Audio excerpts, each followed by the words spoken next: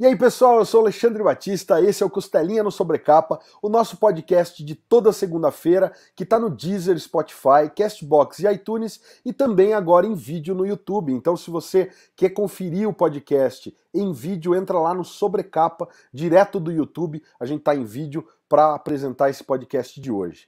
Antes da gente chamar o nosso convidado e antes da gente falar mais sobre o podcast, quero convidar vocês também a conhecerem ultimatodobacon.com, o nosso site que tem matérias, reviews, listas, guias e muito mais sobre quadrinhos, filmes, séries e todo o conteúdo que um bom nerd gosta, especialmente aqui, que a gente volta o nosso conteúdo para o nerd trabalhador.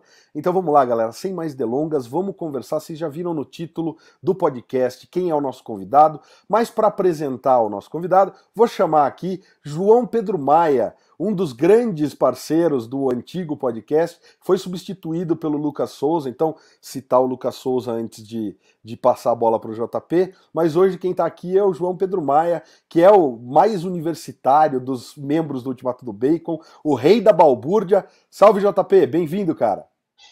Salve, Alexandre, salve, galera. É um prazer estar aqui, né? Não sei como é que tá a ordem das coisas, essa pode ser a minha estreia no novo formato, né? Eu que não sou mais convidado aí, porque infelizmente eu não tenho uma coleção de camiseta do Flamengo, então me deixaram de escanteio aí.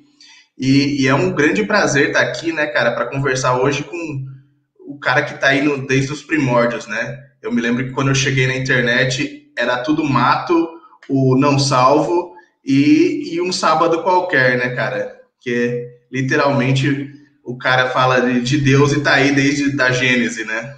Muito obrigado, meu filho, muito obrigado, viu? Fico muito feliz de saber disso. Pois é, pessoal, tudo bem? Eu me chamo Carlos Ruas, de um sábado qualquer, e espero que esse seja um ótimo bate-papo, um ótimo podcast. Então vamos lá, galera.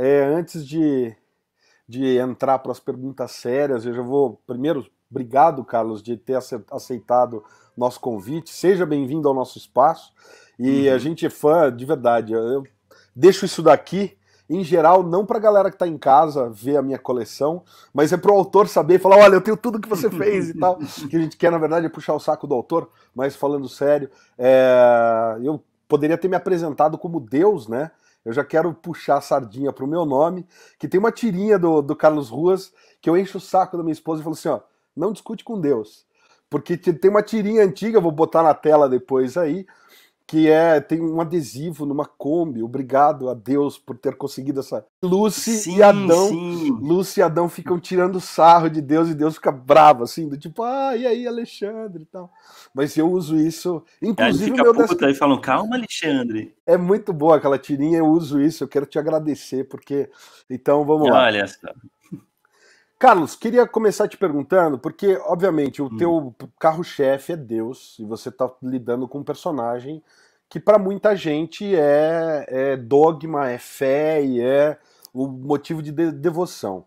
Eu acho incrível a forma como você trabalha com ele, mas isso é uma coisa que pode dar, né, grandes e grandes problemas. Então, como é para você, tem duas perguntas aí, como é para você trabalhar com isso todo dia sob essa mira, né, de uma galera que não entende a brincadeira que você faz e por que mexer justamente com isso, né, e mexer nesse vespeiro?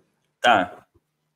Então vamos lá, eu vou falar primeiro então sobre o porquê, digo como eu lido com isso e por que eu lido com isso. Bem, tudo começou há 12 anos atrás, meu trabalho já tem 12 anos, e eu acho que com o passar do tempo eu ganhei uma certa isenção com relação à galera que me critica. No início era muito criticado, eu não sabia se eu ia para o inferno, eu não sabia se eu ia ser crucificado porque eu estava brincando com Deus, eu não conhecia muitas tirinhas que brincavam com Deus naquela época, então eu não sabia se o meu humor ia ser muito ácido, se eu ia ser taxado de humor evangélico, que nem esmilinguido, se ia ser humor ateísta, eu não queria ser taxado, entende? Eu queria falar, botar minhas críticas, pode ter tirinha que fala bem, pode ter tirinha que fala mal, e eu acho que com o passar do tempo eu consegui essa isenção, eu acho que eu virei um certo café com leite, ou seja, tá lá um ateu e um católico no chão caindo na porrada, Eu passo, os dois param de dar porrada e falam: oi, Ruas, tudo bem? E eu, beleza? E eles continuam caindo na porrada. Então, acho que eu ganhei uma certa isenção com o passar do tempo. Já são 12 anos. Então, eu fico feliz de ter ganhado isso, porque eu sei que é um tema delicado, eu sei que é um tema chato, assim, para algumas pessoas digerirem essa temática, e nada contra quem não gostar do meu trabalho, porque eu sei que é uma temática, né, que é brincar com religião, é um tabu, apesar de eu lidar muito bem com esse tabu durante 12 anos, mas eu compreendo que é uma coisa que nem todo mundo vai gostar. E agora, por que, nessa segunda pergunta, por que eu lido com esse tema? Vem dos meus prazeres. Eu amo estudar religião. É um hobby. Eu acho que quando você une o seu hobby com a sua profissão, fica uma coisa muito mais gostosa de ser mastigada e digerida.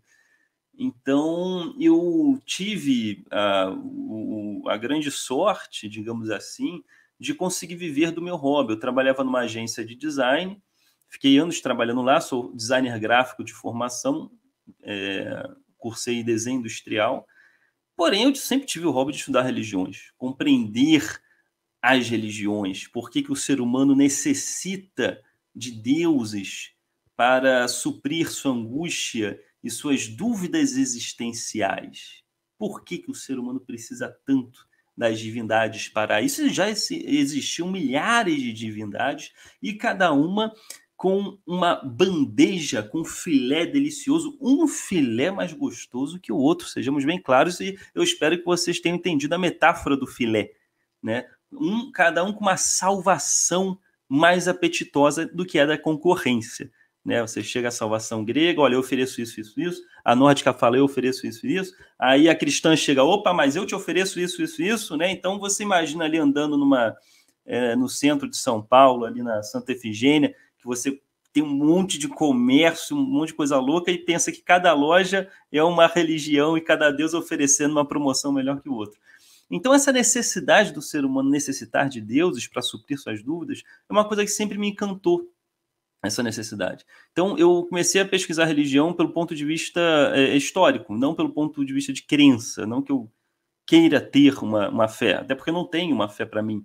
Eu tenho que ser o juiz de futebol. Para eu apitar o jogo, eu não posso ter um time, entende? Então, para eu ganhar essa isenção, eu tenho que ficar em cima do muro, digamos assim. E eu comecei a colocar isso nas minhas tirinhas. Eu comecei a colocar isso voltando lá para o assunto da agência, quando eu trabalhava lá, eu pensei, poxa, eu faço tanta arte para clientes como designer e eu nunca fiz a minha. Na verdade, eu fazia a minha na escola, quando eu desenhava, fazia quadrinho. Os meus amiguinhos faziam fila para ler as tirinhas que eu fazia dos professores, o pessoal adorava. E eu não via que meu dom estava ali. Eu tinha muita habilidade em fazer tirinha, fazer quadrinho. Só que eu achava que isso não dava dinheiro. Então, quando eu me formei em design, eu me foquei em trabalhar para clientes, né, em empresas. E quando eu comecei a fazer minhas tirinhas, em paralelo, fazia de noite, fazia quando chegava em casa, de tarde, era um hobby, né, como tocar um violão. Eu comecei a publicar na internet. E, curiosamente, funcionou maravilhosamente. Não demorou muito para eu começar a ganhar mais do que eu ganhava no meu trabalho. E aí foi quando eu tomei a decisão de viver de quadrinhos. E estamos aí há 12 anos no mercado. Olha só que maravilha. Cara, bacana demais. Antes de eu passar a voz pro JP, eu conheci teu trabalho em 2009, cara. Eu trabalhava numa editora em São Paulo, na Leia, e aí um dos nossos colegas sabia que eu vinha dessa coisa de ter feito quadrinho na época da faculdade. Quem acompanha aqui o podcast sabe que eu comecei na Cogumelo, lá na FAO. A gente fazia o núcleo de quadrinhos, eu participava do núcleo de quadrinhos, então sempre gostei de estar envolvido de alguma forma com quadrinhos. E aí esse colega veio e falou assim, cara, você conhece o Carlos Ruas? Eu falei, não, mano, não sei quem é. Daí, não, dá uma olhada no blog, eu acho que era um blog que você tinha, um blog, né, um blogzinho. Era blog, não sabe. Cara, e eu passei a acompanhar aquilo de manhã, antes de começar a trabalhar, era ver o que você estava postando de manhã.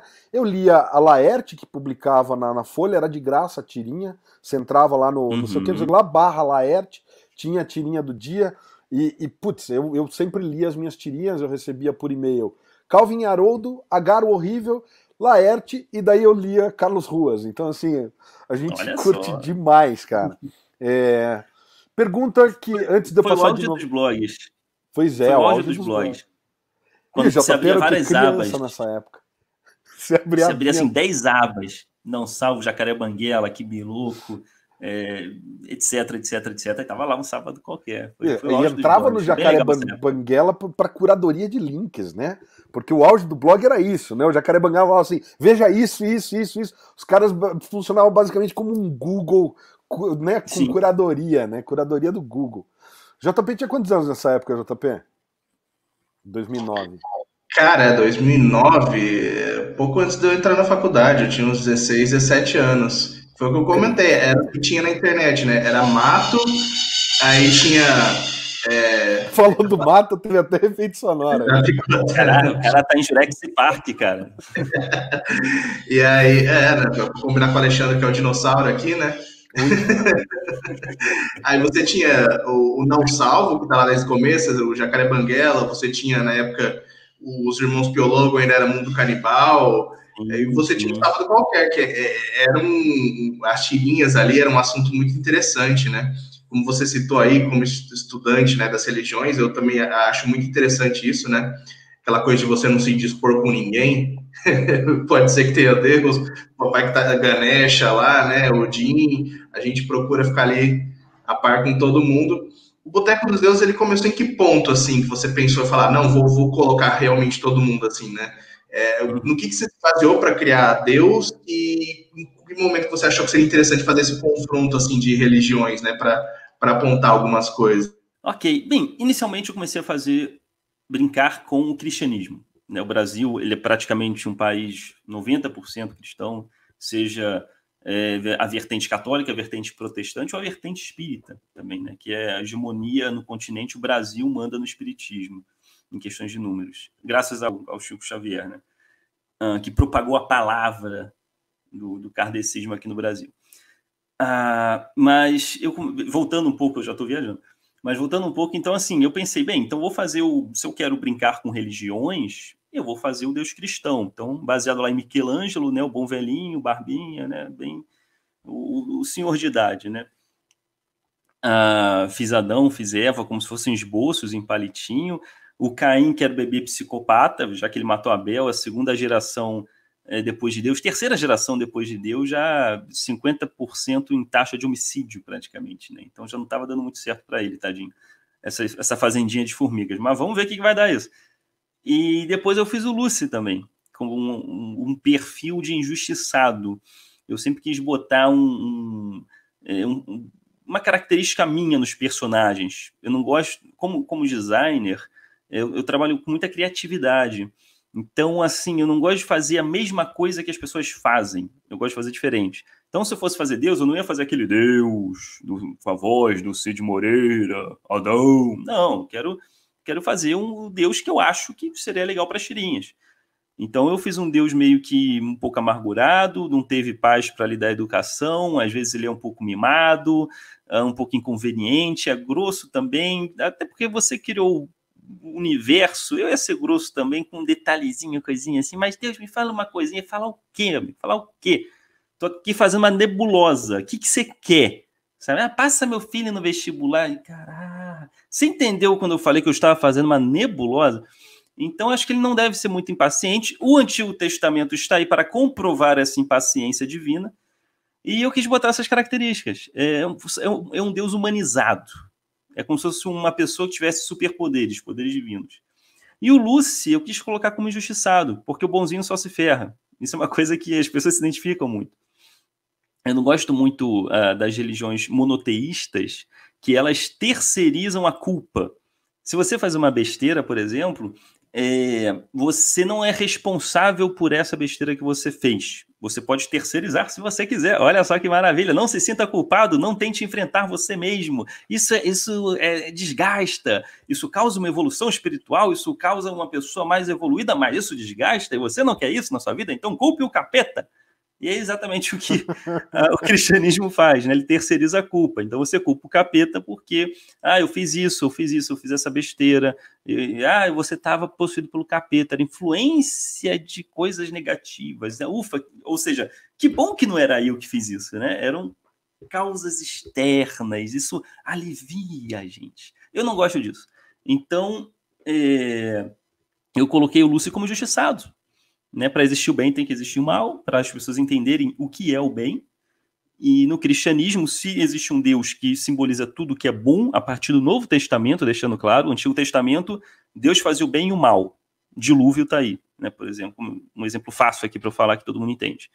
Entre outras 1000 passagens em que ele faz o bem e o mal. No Novo Testamento, muda tudo. No Novo Testamento surge esse dualismo, bem e mal.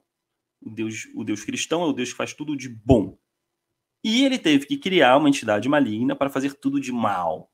E assim, a Disney hoje está na moda explicar o vilão. Por que ele faz isso? Não, na verdade, ele teve uma infância amargurada, tadinho, e isso justifica seus atos hoje. Não existe isso. O Lúcio é mal porque é mal, ele faz maldade, ele quer dominar o mundo.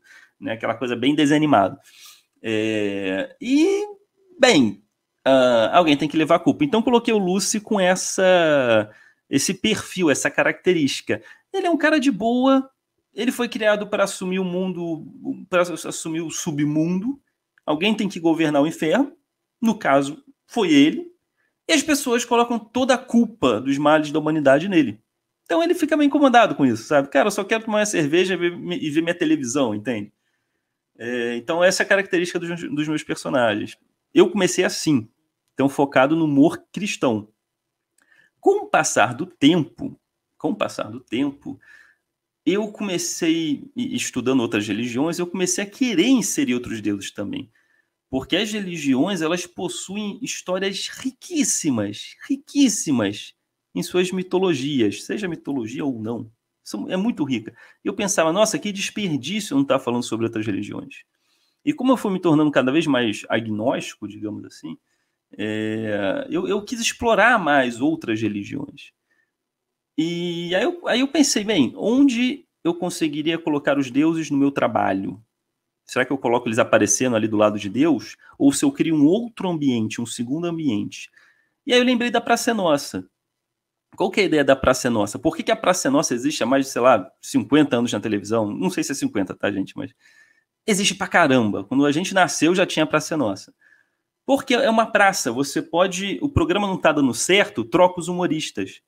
As pessoas se encontram numa praça. Então existe um revezamento de humoristas o tempo todo, por isso que ela se auto-renova. Você não precisa trocar o programa, você troca os humoristas, troca os apresentadores. E é uma praça. Né? Amanhã pode ser tudo diferente ali. Então é um ambiente onde as pessoas se encontram. E eu parti desse princípio. Ok, eu quero fazer um ambiente onde os deuses se encontram. Um boteco. Nada melhor do que um boteco para as pessoas se encontrarem, assim como uma praça. E aí eu criei Boteco dos Deuses.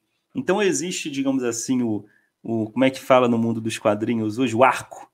Né? Existe o arco de Um Sábado Qualquer, que é Deus, fundo branco, Adão, Eva, Caim e Lúcia. E existe o arco do Boteco dos Deuses, que é um outro ambiente em que eles se encontram para beber final de semana. E aí começou a série Boteco dos Deuses, e que funcionou maravilhosamente. As pessoas adoram até hoje quando eu faço as tirinhas de boteco. Cara, eu quero aproveitar e lembrar quem está assistindo que a gente fala, a Praça Nossa é antiga, mas na real ela é tão antiga que quem apresentava não era nem o Carlos Alberto, era o pai dele, né? Era o Isso pai não dele, é uma né, piada. Cara? Era o pai dele que apresentava. A minha avó assistia a Praça Nossa, então é isso. Ô, Alexandre, tu lembra como é que foi o primeiro episódio? Já tá bem, o cara começou já sacaneando aí, falando, não, obrigado, né, Deus, obrigado, Alexandre. O cara tá aí desde a Gênese, Tô desde a Gênese também. Carlos, quero aproveitar... Quando Pedro Alves Cabral chegou no Brasil, ele encontrou um banquinho ali na praia com Carlos de Nóbrega lá. Já tava lá. Já tava lá. E aproveitando, você comentou que você está isento aí há 12 anos, e a gente vê muito isso, realmente. Teu trabalho é respeitado por vários lados. Sempre tem um ou outro que chega lá, porque você, meu filho, não respeita. É normal. Mas é normal, né? Mas você acha que parte 1%, disso... 1%. É, bem pouquinho mesmo. Mas você Bem acha que pouquinho. parte disso é o teu esforço em ser didático? Porque eu vejo sempre, cara. Teve uma série que você fez falando de vídeos falando do zoroastrismo e dos pontos em comum que o cristianismo. Cara, o cristianismo, para quem estuda um pouquinho da religião, né, sob o viés histórico, a gente sabe que eles se apropriaram de uma série de símbolos de outras religiões. Você pega o livro dos símbolos que fala dos símbolos pagãos, até a cruz não é uma coisa original, né? Até a cruz Uhum. era, né, uma forma de você punir os criminosos, mas como símbolo, ela já era um símbolo que simbolizava, né, Deus, que é a conexão de Deus com, ou do imanente com o permanente, e na Uhum. horizontal o homem, enfim. Você acha que esse conceito didático, você está sempre explicando? No Natal agora você fez a tirinha ali do Papai Noel trombando com Deus e ninguém sabia quem era quem. E ela é E extremamente continuaram sem didática. saber? Continuaram sem saber, mas ela é extremamente didática, quer dizer, se a religião que eu acredito é uma religião, para mim todas as outras são mitologia. Então, e você sempre joga esse tipo de coisa.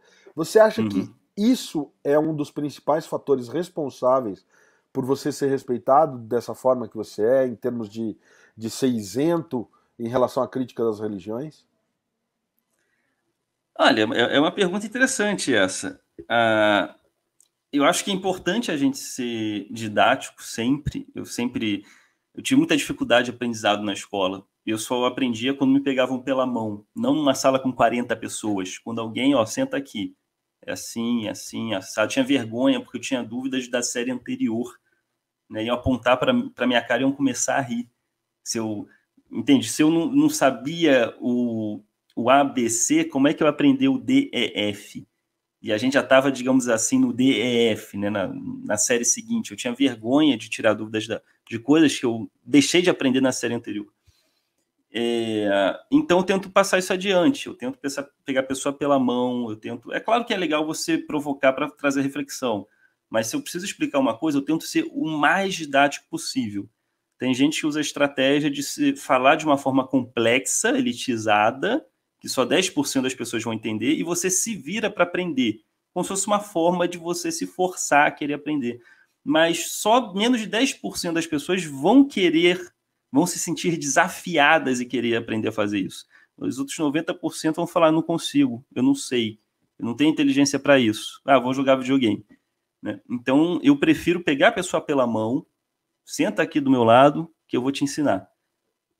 E eu vou, aos poucos, explicando. Então, o didático sempre esteve em mim, porque foi o que me ajudou muito a eu desenvolver meu intelecto e compreender que eu não era uma pessoa burra. Eu só era uma pessoa que tinha um tempo diferente de aprendizado, e não o tempo que era estipulado na escola. Na escola, eu achava que eu era um burro, que eu não aprendi nada. Mas engeação formato de aprendizado, e, cara, se enquadra quem se enquadrou, quem não se enquadrou não se enquadra, né? Até porque é muito aluno, excesso de alunos, né? O professor ele acaba sendo uma vítima desse sistema porque é muita gente para dar aula, e dar aula em 3 escolas para conseguir bancar um salário decente, e cada turma tem 40 alunos, e são quatro turmas por série, e tirando as outras 2 escolas, então o professor acaba falando, olha, eu vou ensinar, quem quiser aprender, aprende, quem não quiser não aprende, ele não tem como ele pegar pela mão.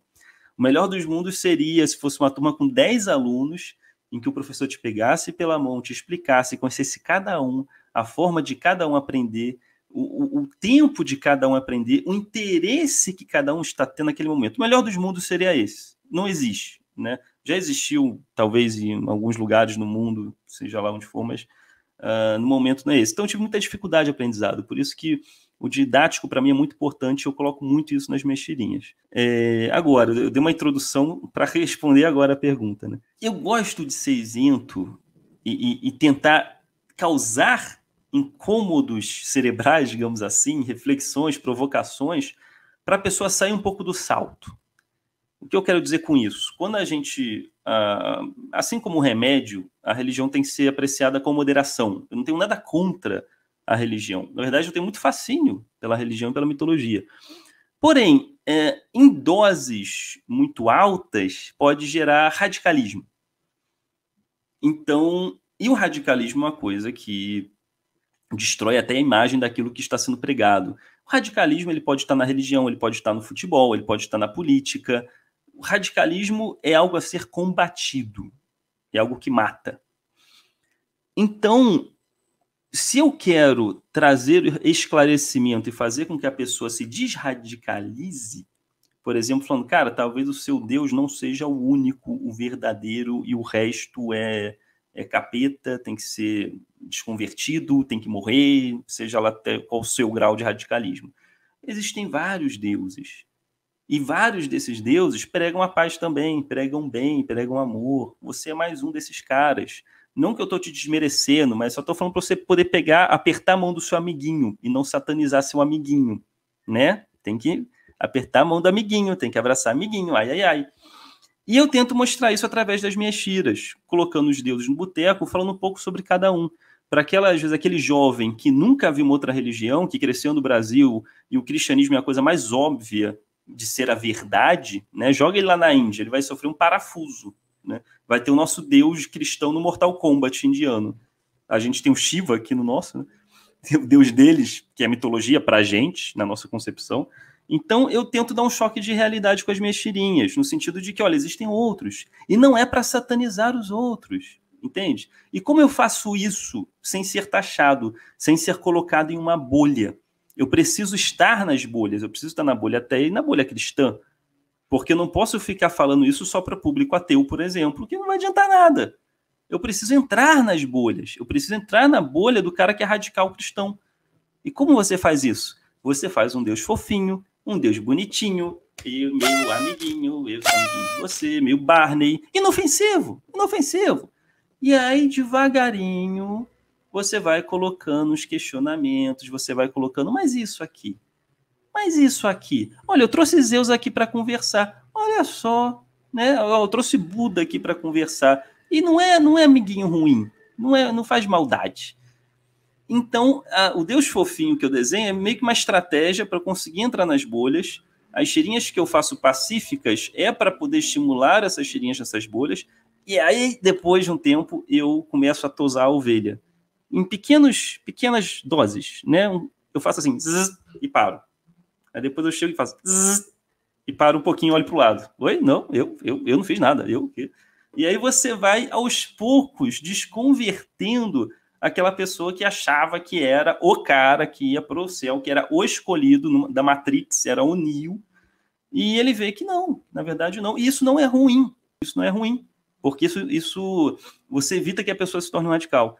Então, esse trabalho que eu faço, de falar das divindades, e muito didaticamente, para mim é um serviço que eu faço, e eu espero estar tendo um êxito, obviamente, né? Não só para alegrar as pessoas, divertir as pessoas, mas também para mostrar a religião do próximo, para que a pessoa que esteja lendo não seja um fundamentalista, digamos assim, seja qual for a sua religião. Cara, sensacional. Eu sou fãzaço de carteirinha. Vou passar a bola pro JP, porque senão só eu pergunto. JP, manda lá. Não, eu acho muito interessante. Eu gostaria de dizer que eu sou um pouco parcial, né? Principalmente ao batatismo, né? Cara, Amém, irmão? Amém. A gente tem que se manter ali sempre orando ao Santo Bacon. É o padroeiro aqui do site, pode se dizer. Muita tirinha a gente olha e a gente vê, pô, isso daqui o cara claramente está satirizando uma coisa que aconteceu na semana passada, mas de onde você tira as suas principais inspirações? Se é diretamente da Bíblia, se são das notícias, se são dos seus estudos, né? Qual que é a sua principal fonte de inspiração para criar? Principalmente o Boteco dos Deuses, né? Que a gente não imagina que aconteça semanalmente ali, né? Como uma notícia, como a própria Bíblia, como fonte de inspiração, né? Eu faço um pouco de cada coisa que você disse. Eu leio um pouco as notícias do dia. Nem sempre eu faço tirinhas daquele fato que está acontecendo naquela semana. Isso engaja, mas daqui a um mês ninguém mais entende. Então são tirinhas temporárias. Eu gosto de fazer tirinhas que ficam. Daqui a 100 anos vão estar lendo e vão estar rindo. Mas eu sei que tirinhas que ficam não causam engajamento temporário, né? Então não tem muita repercussão naquela semana, mas vai ter uma repercussão a longo prazo. Então é um pouco de cada coisa, eu faço um pouco de cada coisa. Eu leio quadrinhos, eu leio muitos quadrinhos, eles ajudam você a entender o esqueleto do humor, como funciona esse esqueleto, formas de fazer humor, além de ler notícias e além de ler livros bíblicos também, livros, na verdade, livros sagrados, para poder desenvolver as minhas tirinhas. Eu não posso estar falando besteira, religião é um assunto sério, então tenho que tomar muito cuidado. Já falei besteira várias vezes, mas fui humilde em reconhecer e estudar mais para entender, não era exatamente assim. Né? Às vezes aí, nem sempre a Wikipédia está certa também, você não pode se basear só nisso. E é por isso que eu tenho os livros raízes, digamos assim. As pessoas hoje gostam muito de ler compilados. Né? Entenda aqui tudo que o Buda falou. Mas por que você não tem um livro do Buda? As coisas que ele diz. Hoje em dia as pessoas estão adquirindo menos o livro que é a essência. Elas preferem uma pessoa que fale sobre aquele cara. Nada contra, só formatos.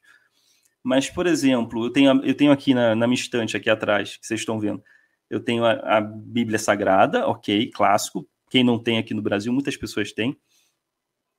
Eu tenho também o Alcorão, do islamismo. Eu tenho o Torá, do judaísmo, que são os livros sagrados monoteístas hoje. Eu tenho também, vamos lá, Popol Vuh, que é o livro sagrado maia. Eu tenho as Edas Poéticas, que é o livro sagrado nórdico. Eu tenho o Livro dos Mortos, que seria, digamos assim, uma parte do livro sagrado egípcio. Qual mais? O Zoroastrismo. Esqueci o nome do livro sagrado do Zoroastrismo. Mas que seja. Eu tenho aqui uns 10, 15 livros sagrados de religiões diferentes. É engraçado que a pessoa fala assim, não, eu sei que Deus existe, eu sou cristão porque existe a Bíblia, né, que é o registro, né? Bem, se for por isso, eu tenho aqui mais 15, 20 livros que também são de seus respectivos deuses, de suas respectivas religiões. Então, tudo isso, de manhã, eu gosto de praticar, de ler, e aí começa a vir as ideias. Porque desde criança eu faço tirinha, eu faço quadrinho, então acaba que eu tenho uma facilidade em ler um texto e criar algo divertido com aquilo. Eu não fiz um curso para aprender a fazer isso. E eu não sei, e se eu desse um curso, eu não saberia como te explicar isso, como que a ideia vem. Não sei, é muito de mim. Se eu fosse tentar, por exemplo, dar um pitaco de como que eu tenho ideias, eu tento desconstruir aquilo que está construído na sua cabeça. Então, por exemplo, vou trabalhar aqui, só para dar um exemplo, com vilões de vilão da Disney, ou vilões de uma forma geral. Por exemplo, Sauron, do Senhor dos Anéis. Ele é um vilão, ele quer dominar o mundo, né? Ele faz maldade, e é o que está concretado na sua cabeça. O humor, ele está rondando em volta desse concreto. O humor está naquilo que quebra a sua expectativa. Se o Sauron é um vilão que quer dominar o mundo, qualquer coisa que você faça fora desse espectro pode funcionar humoristicamente. Por exemplo, é o vilão que pisa na capa, que tropeça, que espirra, que tem caganeira, que sofre de amor. Essas coisas não estão construídas na sua cabeça para um vilão. Então explore isso. Pode sair um fruto aí humorístico. Por exemplo, se a gente parar para pensar, o Sauron ele é uma torre com olho. Ele é uma torre com olho, entende? Dá para sacanear pra caramba. Então, aí você começa a sair do seu espectro, sair do que foi concretado na sua cabeça. Ok, a gente se apaixona. Por que o Sauron não se apaixonaria? Por quem que ele se apaixonaria? Um farol de cais de porto, sabe? Que também é uma torre com olho. Ou assusta a menina, né? Tudo bem. Aquele olho explosivo, fogo, né? Eu te amo. Quer ver minha coleção de figurinhas? Né? Não sei se ele teria jeitinho, não sei se ele seria carinhoso. Bom dia, meu bem. Né? Não sei se ele teria jeitinho para essas coisas. Se a mãe dele visitasse ele no final de semana, né? Se um pombo bate ali, é um cisco no olho dele, que os orcs vão ter que depois pegar a escadinha para tirar aquele cisco ali do olho dele. Então você começa a sacanear, você começa a pensar, nossa, é um prato cheio, é uma torre com olho que quer dominar o mundo. Olha como a gente desconstruiu essa imagem maligna do Sauron. Então eu tento fazer isso, eu tento ler uma coisa séria e eu começo que nem um processador de dados, que começa a processar várias coisas, eu começo a processar assim, saindo desse espectro. se ele tivesse namorada, se ele tivesse caganeira, se ele tivesse, vou processando até dar um match, até encontrar alguma coisa dessa frase séria que pode soar engraçado, saindo completamente do que aquela frase quer realmente dizer. O que aquela frase está concretado na sua cabeça. Saindo disso. Entendeu? É mais ou menos isso que eu faço. Tentei explicar aqui o que acontece na minha cabeça. Não, dá pra gente perceber que é um baita de um processo, né, Ruas? Eu acho que tem muita gente que vira e fala assim, pô, adoraria viver de fazer tirinha, pô, deve ser mó legal, deve ser mó fácil, tranquilo, e no fundo, pra você parece que vem de uma forma natural, pelo que você tá falando, mas eu acho que fica óbvio que é um reflexo de toda essa caminhada, né? Você falou, você desenha desde criança, faz tirinha desde criança, quer dizer, são as tais das 10 mil horas necessárias de estudo em cima de um assunto para você se transformar um especialista nele, né? Quer dizer, duvido que a galera em casa imaginasse que você tinha todos esses livros sagrados, a Torá, o Talmud, enfim, eu não sei se você tem o Talmud, mas o Alcorão, a Bíblia, enfim. Não é uma coisa que você fala assim, acordei hoje com vontade de ser desenhista, cartunista, tirista ou qualquer coisa do tipo, né, quadrinista. Então, acho bacana que você passe um pouco desse processo. Quero fazer uma pergunta específica a respeito do Lucy. O Lucy vira e mexe fala do Deus Metal. Talvez esteja isso em alguma tirinha e eu tenha perdido, porque obviamente não dá para acompanhar tudo, a gente tem que ler 1 milhão de coisas para fazer vídeo pro canal, então ultimamente eu não acompanho só Um Sábado Qualquer, eu sempre tento acompanhar, mas entre outras coisas. Tem alguma relação com a galera do Massacration e o Bruno Sutter e tudo mais, não? Na verdade não procuramos pelo Deus Metal. Deus Metal nos encontrou. Eu acredito que seja o mesmo Deus também, só pode haver um Deus Metal, né, a princípio. E o Lucy, eu fiz uma série de tirinhas que ele é o Deus Metal, ele meio que assim como o Batman, que é o Bruce Wayne, e se transforma no I'm Batman. Eu fiz o Lucy a mesma coisa, ele se transforma do Deus Metal para salvar o mundo aí, sei lá, do pagode, do funk. Poderia até fazer mais tirinhas focadas nisso. Eu quero entrevistar o Bruno Sutter para saber se ele sabe que o Lucy é o Deus Metal. Né? Eu acho que ele sabe, cara. Eu acho que eu já tive no evento com ele e eu apresentei para ele o Deus Metal, que é um Lucy que eu parei de vender há muito tempo. Eu tinha pelúcia do Deus Metal, Lucy Punk, de jaqueta, todo metalheiro. Eu cheguei até essa pelúcia e eu acho que eu mostrei para ele. Aí eu não sei se ocorreu ali um choque de religiões, né? Se ele aceitaria o meu Deus Metal como Deus Metal dele, né? Ou se cada um ali tem o seu Deus Metal, né? Mas o Deus Metal, Lucy Deus Metal, é o verdadeiro. Eu professo essa fé. Isso aí. O resto é heresia. O resto é satanismo. É engraçado, né? Meu Deus Metal é verdadeiro e o resto é satanismo. Deus Metal é o quê, então? É o quê, né? Eu acho incrível, cara, porque é justamente isso, né? A gente eu fui muito católico na minha vida, estudei em colégio de freira e tal, era de grupo de jovem, comecei a me interessar por religião da mesma forma que você. Tinha um cara na escola que ele dava esse tipo de aula das religiões, das outras religiões, de maneira histórica e contextualizando e tudo mais, e você começa a perceber isso que você comentou, que todas elas, a grande maioria delas tem uma mensagem de paz, de amor e de união dos povos, de evolução espiritual, o que seja. No fundo, e eu comecei a questionar, a maioria prega isso.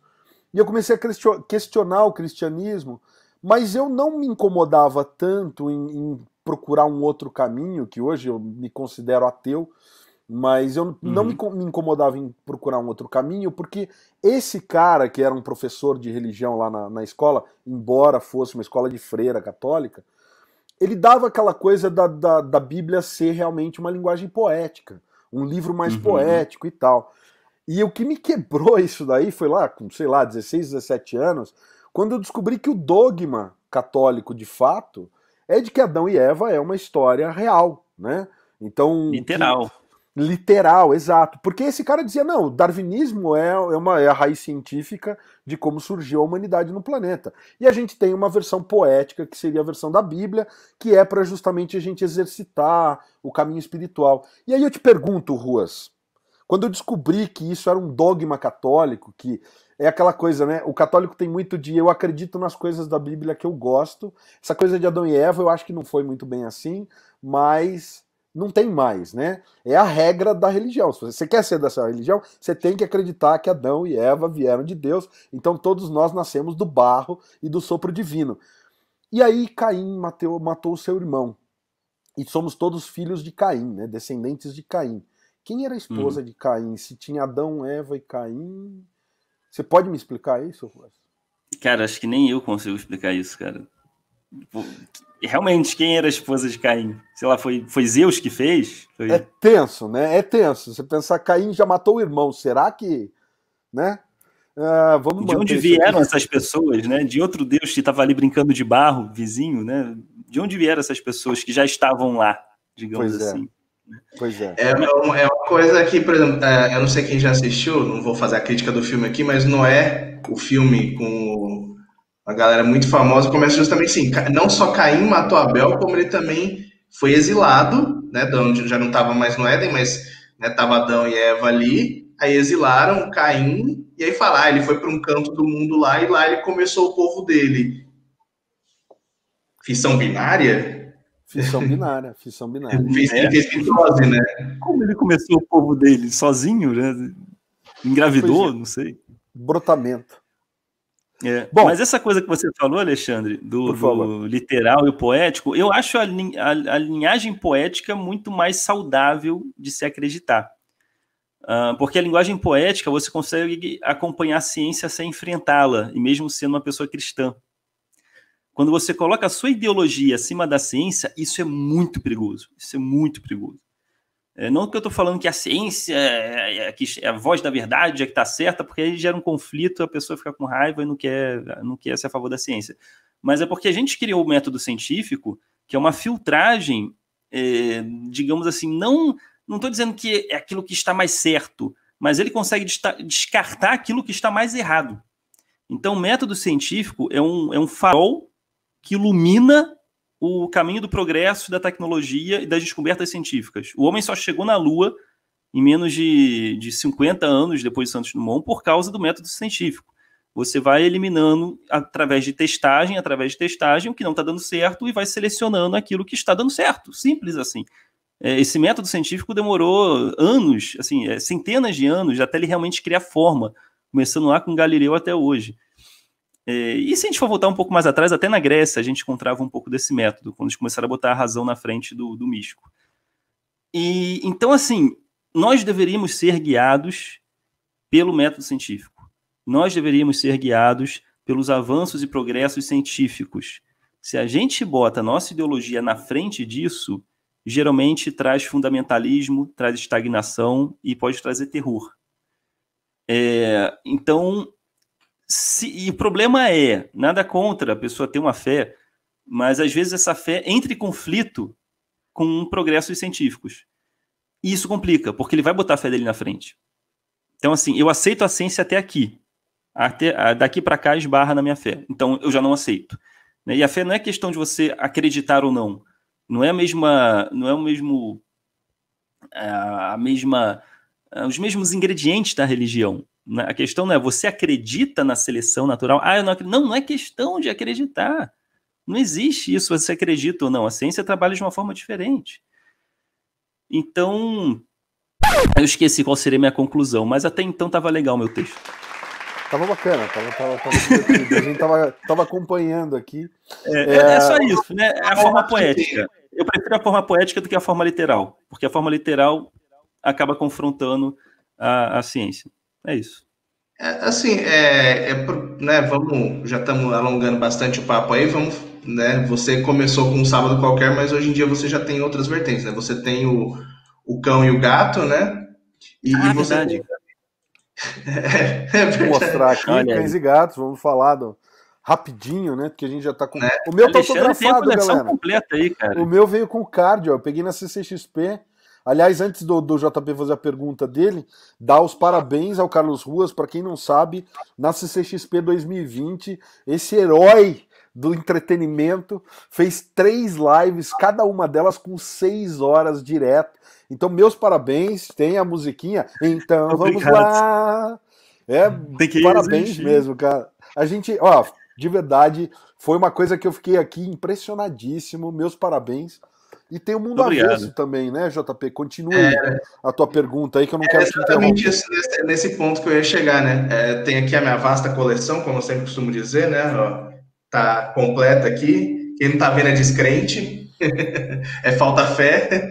Mas assim, é que quando você fala, né, do sábado qualquer, que você é neutro ali, você mostra as contradições da maneira mais simples, se mantendo imparcial.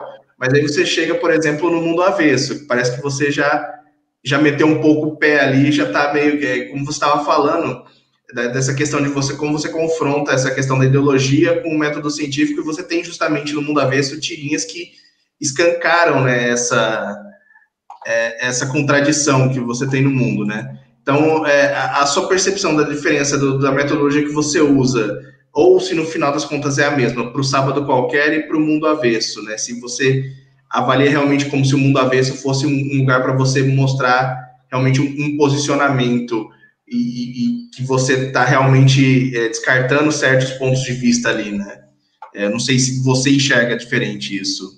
Bem, se eu fosse dar um pitaco, então, sobre tanto Cães e Gatos quanto o Mundo Avesso, bem, um sábado qualquer existe há 12 anos.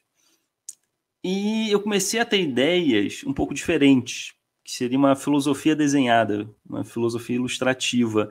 Ideias que não é para ter Deus, não é para. Eu quero que a pessoa entenda ali a mensagem e reflita sobre aquela mensagem. E tirinhas muito mais reflexivas, não tão engraçadas. E eu tive que criar um outro quadrinho, um outro personagem, porque aquelas ideias que eu estava tendo não se enquadravam num sábado qualquer. E da mesma maneira que o Quino, que tem a Mafalda, ele também tem charges sensacionais fora da Mafalda, eu precisava também criar charges fora de um sábado qualquer. E eu criei o Mundo Avesso. O Mundo Avesso é para quando eu tenho uma ideia, que é uma ideia um pouco filosófica, que não é para ser engraçada, é para ser reflexiva, e não cabe os personagens num sábado qualquer. Aí vira Mundo Avesso, aquela ideia. Então não tem um personagem, o Mundo Avesso, são aqueles homenzinhos sem preenchimento, só com contorno, porque a ideia não é, o foco não são esses homenzinhos, o foco é o que eles estão fazendo ali para passar a mensagem. Até que eu boto eles preto e branco, eu só boto cor naquilo que eu quero dar foco. Então o Mundo Avesso é uma outra pegada. E o Mundo Avesso ele pode ter sim ideias mais pesadas, ideias mais ácidas. Eu meio que, da mesma forma que no sábado qualquer eu tento manter um equilíbrio entre o cristão e o ateu, o Mundo Avesso eu faço, eu desenho o que me dá na cabeça. Então pode ter tirinhas ali mais que atacam mais, por exemplo, a fé. Eu não ligo.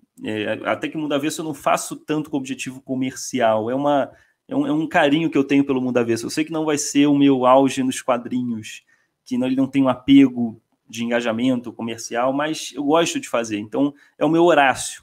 Maurício de Souza, o último personagem, antes de roteiristas assumirem, que ele ficou fazendo era o Horácio, porque o Horácio era o xodó dele. Ele sabia que não tinha tanto poder quanto a Mônica. Mas assim, me deixa fazer o Horácio. Eu quero continuar fazendo Horácio. Né? E o Mundo Avesso é o meu Horácio. É um que eu gosto de fazer, que eu falo aquilo que me vier em mente e eu tô nem aí, digamos assim. E eu adoro o Mundo Avesso, é muito reflexivo. Eu espero muito ajudar pessoas a refletirem também sobre essa questão. Tem muito ateísmo em algumas tirinhas do Mundo Avesso. E o Cães e Gatos, ele foi para eu tentar criar um humor mais leve, né? Porque olha só, né? O Mundo Avesso, que é uma parada meio barra pesada, um sábado qualquer, que é humor com religião, meu Deus do céu, cadê o meu Garfield? Cadê o meu, né, humor mais bobinho, humor mais leve? E eu pensei, eu quero ter humor mais leve também. Eu quero, às vezes, fazer um humor com, sei lá, um gatinho, um cachorrinho, e leve, que não machuca ninguém, que todo mundo vai gostar, é pet. E eu resolvi criar o Cães e Gatos, que é a amizade entre um cão e um gato, e é um humor para toda a família, humor para crianças também. Eu queria atingir também essa bolha que eu não tinha atingido. E apesar de parecer ser leve o Cães e Gatos, ele trabalha muito com diversidade. o que eu quero dizer, eu não consigo fugir dos temas polêmicos, né? Mesmo com o cão e gato. O cão e o gato, eles se amam, eles moram no mesmo ambiente e eles têm que aprender com suas diferenças. Por exemplo, para o cachorro, a felicidade é um rabo abanando, não necessariamente para o gato. Então, é o gato que tem que abanar o rabo para deixar o cachorro feliz, ou é o cachorro que tem que compreender que o gato demonstra felicidade através de outras formas. É o convívio. A gente tem que ceder no convívio. É muito complexo, principalmente nesses tempos líquidos, o convívio, né? A união concreta e não líquida. E eu gosto de brincar nessa questão do cães e gatos, por isso que muitos casais se identificam com cão e gato, porque eles têm personalidades muito diferentes e eles têm que aprender com essas diferenças se eles quiserem viver juntos. Cara, maravilhoso. Pegando esse gancho, você tá com um sucesso absurdo aí, tem sei lá quantos milhões de seguidores, você já passou por a página que foi clonada, um cara que deu um golpe uma vez e tomou a sua página do Facebook e tudo mais, mas cara, você tem um sucesso de público fenomenal, você tem uma série que você falou 12 anos, mais sólida impossível, então você já marcou a história dos quadrinhos nacionais, isso não estou dizendo para puxar o saco, é um fato. Mas eu te pergunto, nesse gancho do Mundo Avesso, você acha que artisticamente o Mundo Avesso seria o teu elemento máximo?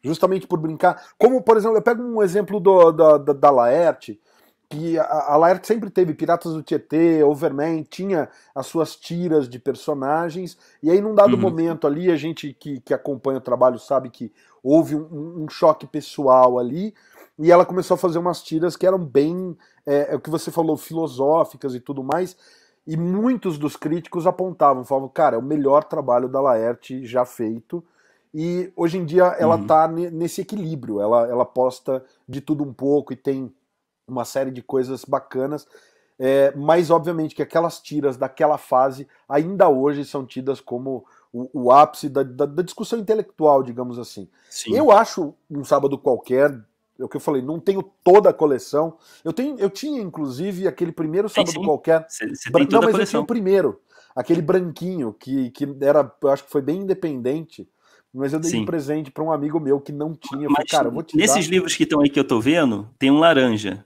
Não tem um laranja? Tem aí embaixo dessa pilha? Essa daqui. Cadê o laranja? Eu pego o Deus. Esse primeiro. Aqui a gente tem duas versões dele, mostrar aqui. Sim. Ó. Esse é o branquinho. Esse é o branquinho. Esse é o branquinho. Eu refiz. Tá.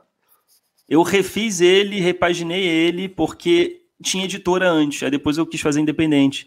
Então eu refiz, mudei a capa, mudei o título, mas é o mesmo livro. E é o mesmo. Eu tinha o mesmo livro 3 vezes, por isso que eu dei o branquinho primeirão de presente. Sim. Porque esse é o da Liga HQ. Peraí, desse lado. E esse é da Liga HQ e esse é da Aquário. E eu tinha passei a versão por muitas editoras. Eu tive a primeira, que era independente, mas eu dei de presente porque eu tento não ser um cara fominha, falar que eu quero tudo pra mim. Tento, não consigo muito. É difícil de achar. E se o cara branca... comparativos, né? O cara tem versões diferentes da mesma história, grava comparativos e diz que não é fominha, né? Não, depois que eu gravo os comparativos, eu dou de presente. Mas a pergunta é, você acha que o Mundo Avesso seria o teu jogo máximo, ou você acha que ainda você gostaria de se desafiar ainda mais em sei lá, em alguns questionamentos ainda mais profundos suas? Olha, eu acho que o Mundo Avesso é sim não o máximo, mas é mais difícil de fazer do que Um Sábado Qualquer. Porque é uma filosofia visual. Então, assim, eu pego, por exemplo, um texto do Nietzsche, como é que eu passo isso para você sem diálogo? Como é que eu passo isso para você só com desenho? É desafiador. Então, eu tenho que quebrar muito a cabeça. Às vezes eu começo uma ideia do Mundo Avesso e eu fico travado. Passo o dia todo ali, não sai, e aquela tirinha fica inacabada no meu caderninho de ideias. Às vezes passa 6 meses, eu começo a folhear meu caderninho de ideia, aí eu dou de cara com aquela tira, e aí vem, eureka, a ideia vem. E é muito saboroso quando a ideia vem, porque para mim a ideia sempre está lá. Da mesma maneira que aquele escultor vai tirando a escultura do mármore, daquele bloco de mármore, eu não sei qual foi o escultor que falou isso, lá da Renascença, mas ele fala, não, a pessoa já está lá dentro, eu só estou tirando ela do mármore. Para mim, o mundo das ideias funciona assim. A ideia está lá. Você tem que chegar nela. Assim como o Bob Esponja que fica pescando as águas vivas, essas águas vivas, digamos que sejam ideias que estão pairando na sua cabeça e que você ainda não descobriu. Então, em busca da batida perfeita, então em busca da ideia perfeita, ela está ali. Você tem que, uma hora você consegue pescar ela. Pode levar 6 meses. Uma hora você consegue pescar ela, mas não deixa de pescar. Inclusive, você tem uma tirinha assim, né, no Mundo Avesso, né? Justamente sobre o oceano de ideias, né? Sim, exatamente. Eu consegui meio que demonstrar isso que eu falei. Verdade. É um oceano de ideias e fique tranquilo, uma hora você vai pescar a sua. Então, o Mundo Avesso é isso. Eu tenho muitas tirinhas de Mundo Avesso que estão inacabadas no meu caderno e que elas são feitas a longo prazo, porque não é fácil fazer. E eu faço assim, uma a cada 15 dias. Um sábado qualquer eu faço quase todo dia. Então, você vê a dificuldade de fazer. Então, é claro que, apesar do um sábado qualquer ser o meu ganha-pão, o meu carro-chefe, o Mundo Avesso é muito mais desafiador e eu acho que talvez futuramente ele terá um peso muito maior do que ele tem hoje. Como ele não é muito comercial, é o que as pessoas menos conhecem. Mas eu acho que no futuro, o que for ficar do meu trabalho, porque as pessoas que marcam a história, ocorre uma filtragem histórica, né? Você só pega aquilo de bom da pessoa. É uma filtragem da vida dela que chega até você. E eu espero que essa filtragem seja em grande parte Mundo Avesso. A gente está com o tempo já super estourado, Carlos. Eu gostaria de continuar, fazer um podcast de 6 horas contigo, porque eu sei que você aguenta, a gente já sabe que você aguenta, e pra gente é um prazer estar aqui com você, de fato, mais do que a gente conversar com alguém que a gente quer falar, não, então mostra aí tua HQ, a gente é fã, então aqui eu tô fazendo aquele meu checklist de falar assim, putz, já matei a vontade de falar com o Carlos Ruas, olha que bacana. Então a gente quer, de fato, te agradecer de verdade pelo material maravilhoso. Vi recentemente que você está unificando os personagens, os Carlos Ruas do Cães e Gatos e o que eventualmente aparece no... Sim. Acho, cara, uma jogada sensacional realmente, para não ficar aquela coisa de quem é esse cara, o traço tá diferente e tal, e facilita o teu trabalho, né? Então, e isso é diferente daquilo que o JP falou, né? Uma coisa é o personagem Carlos Ruas, outra coisa é a voz do Carlos Ruas que está ali, as reflexões que você tem no Mundo Avesso. Então, só para também deixar mais didático para quem está ouvindo, não confundam, galera. O personagem Carlos Ruas é um personagem baseado no Carlos, e outra coisa são os pensamentos que o autor tem, que ele joga ali no Mundo Avesso como uma filosofia, uma reflexão de vida. Cara, de verdade, a gente é muito fã do seu trabalho. A gente espera que seu sucesso continue sempre, porque você já bateu as alturas aí, é o que eu falei, merecido pra caramba, mas sobe mais, cara, porque o teu trabalho realmente merece. Eu acho que ele é instrutivo, divertido, didático, reflexivo. Eu acho que ele completa uma gama de coisas que dificilmente um trabalho em quadrinhos consegue tocar todos esses pontos. E é uma pena que o humor, infelizmente, né, os grandes pensadores, a galera da academia, dificilmente você vê uma comédia ganhando Oscar, né? Mas eu acho que o pessoal precisava dar mais valor, porque eu acho que rir dos problemas é aprender com eles, né? Então, parabéns aí pelo seu trabalho. Uma boa frase. Obrigado mesmo e parabéns pelo trabalho. Muito obrigado, Alexandre, pelo convite, Alexandre, João. Agradeço muito ter participado aqui do podcast Sobrecapa. E é isso. E quem não conhece meu trabalho, acesse @um sábado qualquer no Instagram. Tem o meu perfil pessoal também, @carlosruas.usk, e o @cães e gatos oficial. Ambos no Instagram. O Instagram tá mandando hoje, então eu vou falar só o Instagram. Olha, um sábado qualquer também no Facebook, no Twitter, mas Instagram é a rede social que eu interajo mais pessoalmente. Agradecer, né, cara? E cara, é difícil acreditar, né, que alguém ainda nessa altura não conheça o seu trabalho, né? Sei que vou parecer que eu tô te chamando de velho, mas que é um cara que tá aí desde os primórdios da internet, que sempre tem a sua marca, né, na história da internet brasileira, que Você tá ali desde o começo com o seu humor, e eu acho que realmente, né, o humor que você usa, a forma didática, como você mesmo disse, que você apresenta as coisas, faz falta. Acho que deveria ter mais ainda gente trabalhando nessa vertente, porque você transforma o conhecimento, né? Você deixa o conhecimento acessível. Você mesmo falou do método científico e tudo mais, e é isso que você faz. Você transforma em comédia o conhecimento, você passa isso para as pessoas, você transmite informação da sua maneira, e isso é excelente, cara. E fica aí, realmente, se alguém não conhece Um Sábado Qualquer, por favor, você faça esse favor para sua vida.